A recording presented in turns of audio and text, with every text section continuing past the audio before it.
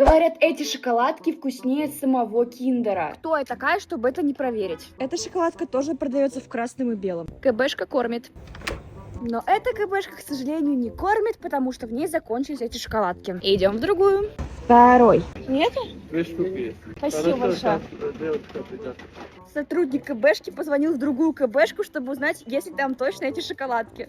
Ну какие милые все-таки сотрудники в КБшке. Третья красная и белая. Говорят, что эта шоколадка похожа на Киндер, поэтому я взяла и Киндер. Но начнем с этой. Запах похож на Киндер. Выглядит как-то вот так. В ней есть еще печенька. Это вкусно, но как будто бы слишком сладко. Сравним с Киндером. Киндер менее сладкий.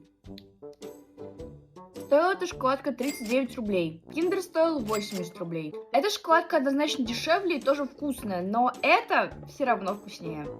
Говорят, эти